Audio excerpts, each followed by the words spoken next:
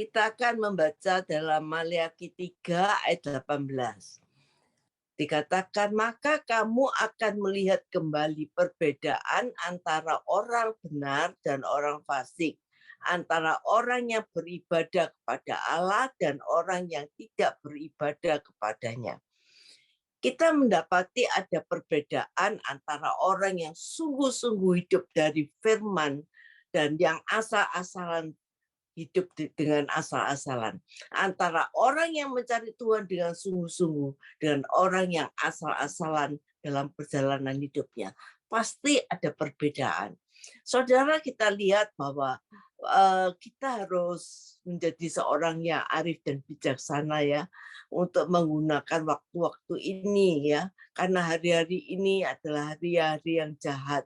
Dan kita harus dalam kehidupan rohani kita setiap hari harus menjadi tolak ukur kehidupan kita sehari-hari. Oleh karena itu pakai firman yang kita dengar ya, itu biarlah firman ini kita gosokkan di dalam hati kita sehingga roh kita berkobar-kobar dan menjadi semangat dan berapi-api dalam Tuhan. Saudara, pada pagi hari ini saya akan membawa satu renungan yaitu hidup di bawah langit yang terbuka. Artinya Tuhan itu memberikan kita posisi rohani yang dibedakan. Sehingga kita melewati tahun-tahun yang sulit dan tahun-tahun yang membahayakan. Tapi keberadaan hidup kita terus akan bangun dalam firman sehingga ada posisi yang Tuhan sediakan bagi kita dan kita akan terus dibedakan oleh Tuhan. Kalaupun ada terdengar krisis yang berkepanjangan ya, jangan takut sebagai anak-anaknya, Bapak kita sudah menyediakan. Matius 6 ayat 25 dikatakan, karena itu aku berkata kepadamu, janganlah khawatir akan hidupmu, akan apa yang hendak kau makan, apa yang hendak kamu minum, dan jangan khawatir pula akan tubuhmu, apa yang hendak kamu pakai, bukankah hidup itu lebih penting daripada makanan, dan tubuh itu lebih penting daripada pakaian. Jangan khawatir ketika kita tetap berfokus pada Tuhan, kita tidak perlu khawatir. Saudara, prinsip hidup di bawah langit yang terbuka ya. Kalau kita baca di dalam Matius 3 ayat 13, maka datanglah Yesus dari Galilea ke Yordan kepada Yohanes untuk dibaptis olehnya. Tetapi Yohanes mencegah dia, katanya, akulah yang perlu dibaptis olehmu dan engkau yang datang kepadaku. Lalu Yesus menjawab, katanya, kepadanya, biarlah hal itu terjadi, karena demikianlah sepatutnya kita menggenapkan seluruh kehendak Allah. Dan Yohanes pun menurutinya. Sesudah dibaptis, Yesus segera keluar dari air dan pada waktu itu juga langit terbuka dan ia melihat roh Allah seperti burung merpati turun ke atasnya. Lalu terdengarlah suara dari surga yang mengatakan, inilah anakku yang kukasihi, kepadanya lah aku berkenan. Saudara, kita lihat bahwa Yesus pada waktu itu, mengapa dia mau dibaptis oleh Yohanes? Karena dia taat untuk menggenapi perintah Tuhan. Ya, dia taat. Ketaatannya inilah yang diperhitungkan oleh Tuhan sehingga dia katakan pada waktu sudah dibaptis, Yesus mengesahkan, inilah anakku yang kukasihi, kepadanya lah aku berkenan. Waktu Yesus keluar dari air, pada waktu itu juga langit terbuka dan ia melihat roh Allah seperti burung merpati turun di atasnya. Saudara, pengalaman langit terbuka ini tidak bisa dialami oleh semua orang. Ya. Dikatakan pada waktu Yohanes berkhotbah, berbondong-bondong orang datang pada Yesus dan dibaptiskan. Tapi dari berbondong-bondong orang yang dibaptiskan, tidak ada langit yang terbuka. Kecuali waktu Yesus dibaptiskan. Roh Kudus tercurah dan pada saat itu terdengar Bapak memberikan penegasan, inilah anakku yang kekasih, kepadanya aku berkenan. Memang tidak semua orang dapat mengalami langit terbuka dalam hidup mereka. Bahkan tidak semua orang percaya, bahkan tidak semua hamba Tuhan ya bahkan pendeta yang bisa mengalami langit terbuka. Posisi rohani yang membuat orang dibedakan, diistimewakan, yaitu apabila ia mengalami langit terbuka dan ada syaratnya. Bagi engkau yang mengalami langit terbuka dalam hidupmu, maka dalam waktu yang bersamaan ada roh yang tercurah dan kita tidak menjadi orang biasa lagi, kita akan dibawa Tuhan menjadi bait yang hidup dipenuhi oleh kemuliaan surga. Waktu Yesus dibaptiskan, langit terbuka dan Roh Kudus dicurahkan. Saya yakin hal yang sama terjadi atas kita. Bahkan hidup kita apabila sungguh-sungguh taat, hidup kita akan dikuasai oleh Roh Kudus. Pergumulan melawan kemanusiaan kita sudah tidak ada lagi dalam hidup kita. Kita bukan dipenuhi oleh Roh Kudus, tapi hidup kita dikuasai oleh Roh Kudus. Saudara, kita adalah kemah Allah yang berinteraksi dengan Tuhan secara pribadi. Karena Roh Kudus itu menjadi sama dengan Yesus sendiri dalam kemuliaannya.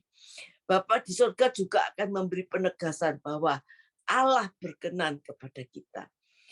Kita dibedakan dan diistimewakan karena ada langit terbuka atas kita. Ada kuasa Roh Kudus yang terjadi, yang turun di atas kehidupan kita. Untuk mengalami langit terbuka, Yesus harus menyelaraskan hidupnya dengan hukum-hukum Tuhan. Yesus waktu mau dibaptiskan berkata, biarlah aku menggenapkan seluruh hukum Allah. Apabila kita mau mengalami langit yang terbuka, maka kita harus sama dengan Yesus, yaitu kita mau taat menggenapkan seluruh hukum Allah. Kita perlu ada persekutuan yang sehat dengan Bapa di surga sendiri. Ayo kita mulai memperbarui dan membangun ulang persekutuan kembali dengan Bapa di surga.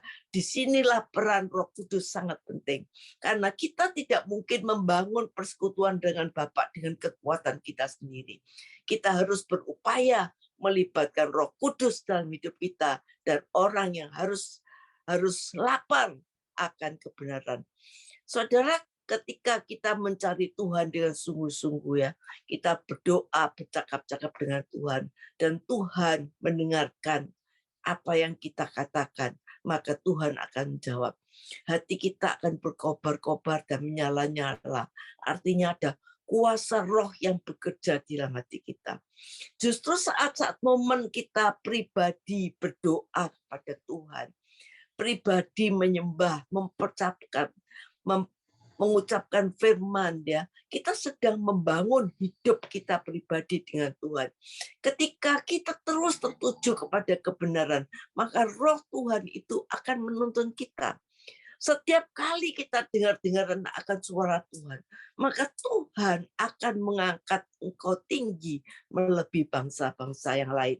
Ulangan 28 ayat 1 dikatakan, jika engkau baik-baik mendengarkan suara Tuhan Allahmu dan melakukan dengan setia segala perintahnya yang kusampaikan kepadamu hari ini, maka Tuhan Allahmu akan mengangkat engkau di atas segala bangsa di bumi.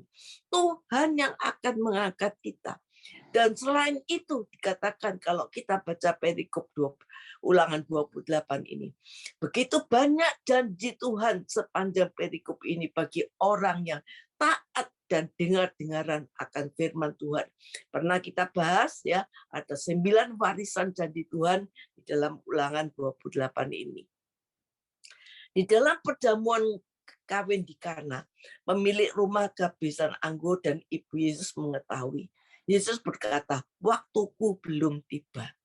Dan Maria berkata kepada pemimpin pesta bahwa taatilah apa yang Yesus katakan.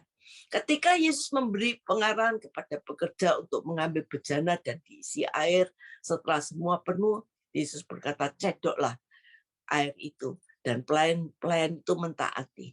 Apa yang terjadi, mujizat terjadi. Di situ disediakan anggur yang terbaik. Di dalam ketaatan itu ada mujizat. Di dalam ketaatan kita bisa melihat langit yang terbuka. Ketika kita dengar-dengaran akan suara Tuhan dan taat, maka mujizat demi mujizat akan terjadi. Akhir ini banyak orang yang alami kegoncangan, ya. Tapi buat kita yang terus membangun persekutuan pribadi dengan Tuhan, ada dimensi yang kuat, maka antara kita dengan Bapa, hidup kita dibawa dalam dunianya Tuhan. Bukan di dalam dunia, tapi dunianya Tuhan. Dunia boleh bergoncang, kerajaan Allah tidak akan bergoncang. Dunia boleh mengalami krisis, kerajaan surga tidak pernah alami krisis. Dan lewat keberadaanmu, Tuhan akan memberikan tanda bahwa kamu adalah saksiku. Kalau kita belajar taat, maka setiap langkah ketaatan kita akan menghantarkan kita untuk melakukan secara manusia dianggap mustahil. Tapi bagi Tuhan tidak ada yang mustahil. Petrus berjalan di atas air ketika badai gelombang menghadang. Yesus berjalan di atas air dan semua murid-muridnya berkata, itu hantu.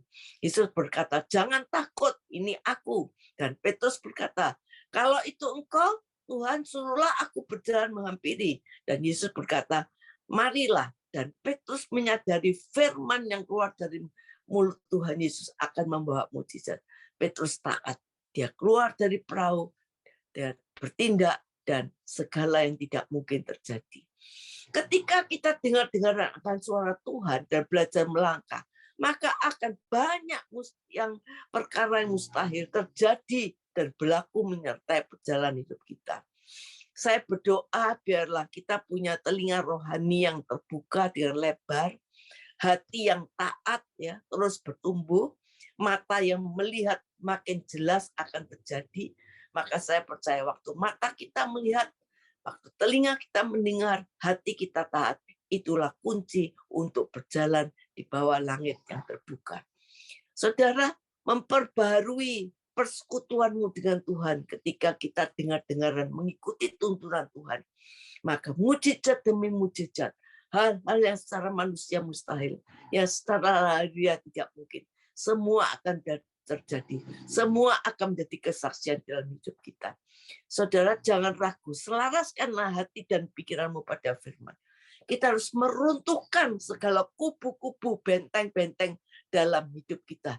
Bahkan pada waktu kita saat kita membawa Tuhan, kadang-kadang orang tanya, saya sudah ikut Tuhan, tapi kenapa saya kok tetap ada di padang gurun?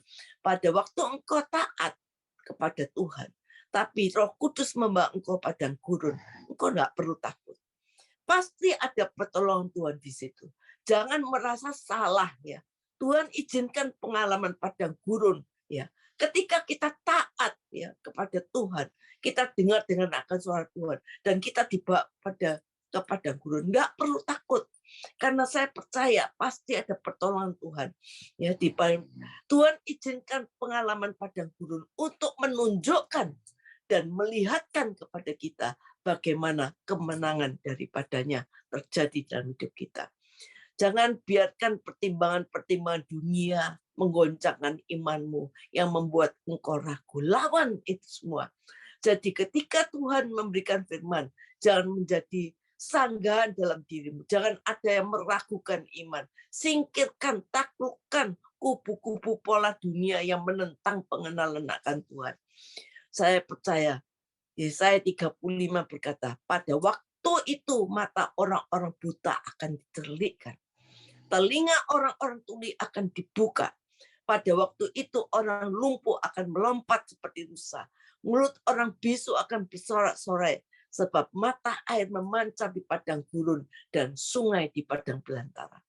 Tanah pasir yang hangat akan menjadi kolam dan tanah gersang menjadi sumber air. Di situ akan ada jalan raya yang akan disebutkan jalan kudus. Orang yang tidak tahir tidak akan melintasinya dan orang-orang pandir tidak akan mengembara di atasnya. Saya percaya kalau kita sungguh-sungguh disertai Tuhan, kita akan mengalami di situ. Kita akan melihat, kita akan menjadi saksi di tengah-tengah dunia yang penuh kegelapan. Di tengah-tengah orang-orang buta, orang-orang lumpuh. Kita akan menjadi saksi orang buta, orang tuli, orang lumpuh bisa terbuka ya. Orang bisa melihat yang lumpuh berjalan lewat hidup kita, lewat kesaksian hidup kita. Saya yakin ketika kita membangun hidup kita dengan Tuhan, ada tuntunan Tuhan yang diberikan dalam hidup kita, akan ada mengalir air aliran-aliran air hidup. Yesaya 47 menubuatkan, kemana saja sungai itu mengalir dari dalam dirimu, akan menghasilkan perubahan, membawa terobosan, membawa banyak orang, menciptakan banyak mujizat yang berinteraksi dengan dirimu. Akibat menubuatkan, bahkan di padang gurun Tuhan akan melakukan hal yang besar dalam hidupmu, menyembuhkan orang sakit, memulihkan orang dalam kehancuran. Di padang gurun engkau tidak akan kehausan, Tuhan akan menciptakan sungai-sungai. Kita akan melihat bahwa bagaimana Tuhan sungguh-sungguh menyertai kita. Dan kalau kita sungguh-sungguh taat kepada Tuhan, maka saya percaya waktu kita dituntun oleh Tuhan, kita percaya kemenangan itu akan terjadi di dalam kehidupan kita. Saudara, kita lihat bahwa kemenangan itu akan terjadi. Kita akan mengalami piala-piala kita, perkara-perkara besar yang kita lakukan akan terjadi dan hidup kita akan menjadi kesaksian bagi banyak orang. Oleh karena itu, saudara, kalau kita sungguh-sungguh mau taat kepada firman Tuhan, kita sungguh-sungguh mau dengar akan firman Tuhan, kita sungguh-sungguh membangun hubungan pribadi kita dengan Tuhan, Roh Kudus akan pimpin kita, dan kita akan mengalami hidup yang penuh dengan mujizat, di mana kita hidup di bawah langit terbuka, dan Roh Kudus akan turun kepada kita, dan Tuhan akan menyatakan bahwa kita adalah anak-anak yang berkenan kepadanya. Ayo pagi hari ini, mari kita siapkan hati kita untuk kita mau sungguh-sungguh berjanji pada Tuhan. Kita akan sungguh-sungguh taat akan firman-Nya, dan kita akan memperbarui, membangun hidup kita kembali kepada Tuhan, ya, sehingga sungguh-sungguh. Dan momen-momen ini kita percaya bahwa di saat-saat dunia penuh dengan kegoncangan, kita akan hidup di tengah-tengah dunianya Allah yang tidak tergoncangkan. Amin.